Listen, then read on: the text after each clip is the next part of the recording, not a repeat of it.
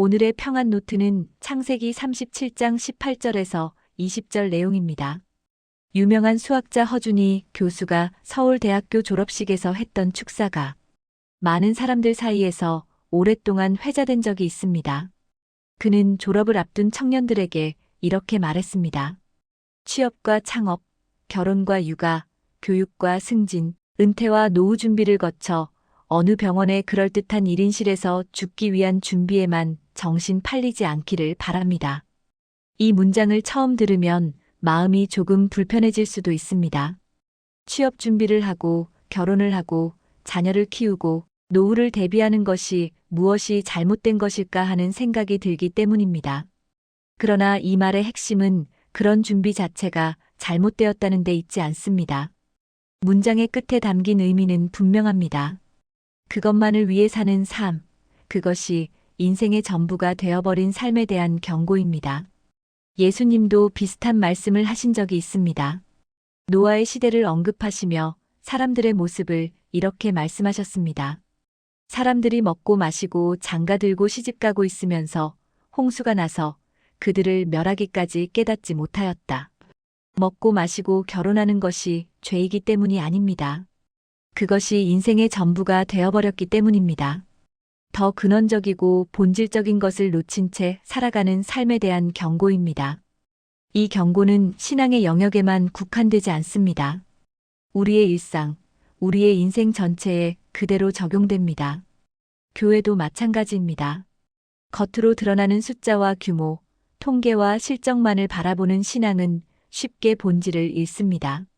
사람이 얼마나 모였는지, 헌금이 얼마나 늘었는지, 부서 인원이 줄었는지, 늘었는지에만 집중하는 순간 그 안에 생명이 살아있는지, 상처 입은 영혼이 회복되고 있는지, 하나님 앞에서 진짜 변화가 일어나고 있는지는 보이지 않게 됩니다.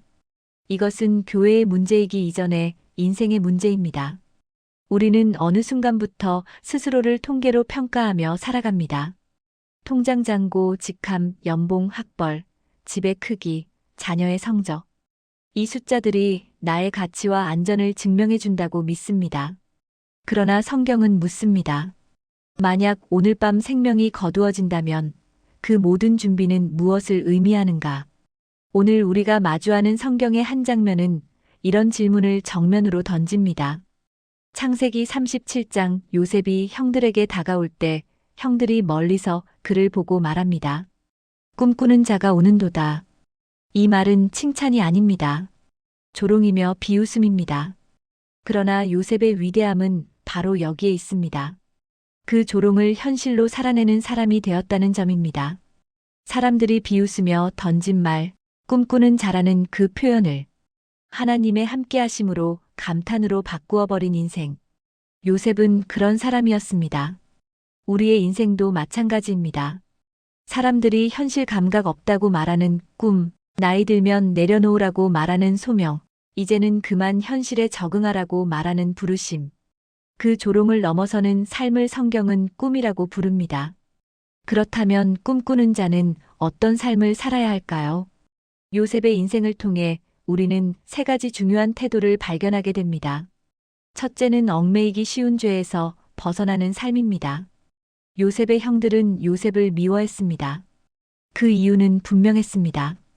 아버지의 편애, 그리고 요셉이 꾼 꿈. 비교는 언제나 관계를 망가뜨립니다.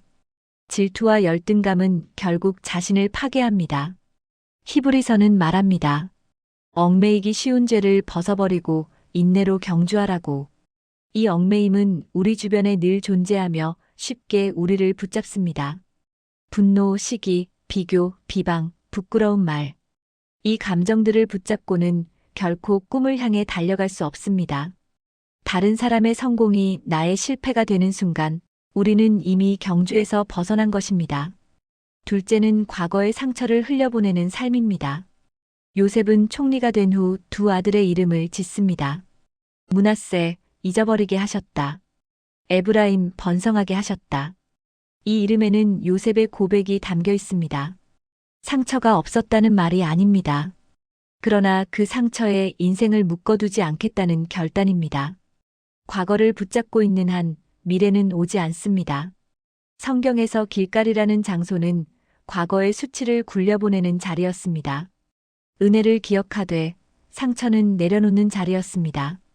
회복은 기억을 지우는 것이 아니라 기억이 더 이상 나를 지배하지 못하게 하는 것입니다. 셋째는 눈물을 들으시는 하나님을 기억하는 삶입니다. 요셉의 성공 뒤에는 아버지 야곱의 눈물이 있었습니다. 자녀를 잃었다고 믿었던 아버지의 통곡, 위로조차 거부한 깊은 슬픔. 성경은 그 눈물을 기록합니다. 그리고 창세기 다른 장면에서 말합니다. 하나님이 아이가 우는 소리를 들으셨다고. 하나님은 말로 된 기도만 듣지 않으십니다. 눈물의 기도, 소리 없는 통곡, 말이 되지 않는 아픔의 신음도 들으십니다. 우리가 다시 노래할 수 있는 이유는 하나님이 우리의 눈물에 음을 맞추시는 분이시기 때문입니다. 예수 그리스도의 십자가는 이렇게 말합니다. 그 눈물을 위해 내가 죽었노라. 꿈꾸는 인생은 화려한 인생이 아닙니다. 조롱과 오해, 눈물과 기다림을 통과한 인생입니다. 그러나 하나님은 그 길을 헛되게 하지 않으십니다. 인생은 짧습니다.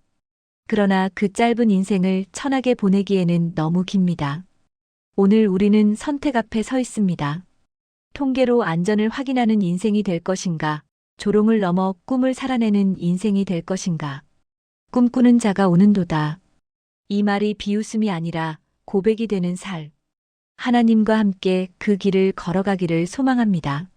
하나님, 우리의 인생이 숫자와 성취로만 평가되지 않게 하시고 사람들이 비웃던 꿈이라도 주님 안에서 끝까지 살아낼 수 있는 믿음을 허락해 주옵소서. 비교와 상처에 묶여있던 마음을 풀어주시고 흘렸던 눈물마저 헛되지 않게 사용하시는 주님의 손길을 오늘도 신뢰하게 하소서.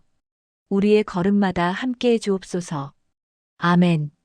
오늘도 하나님 안에서 깨어있는 꿈을 품고 그 꿈을 살아내는 하루 되시길 바랍니다.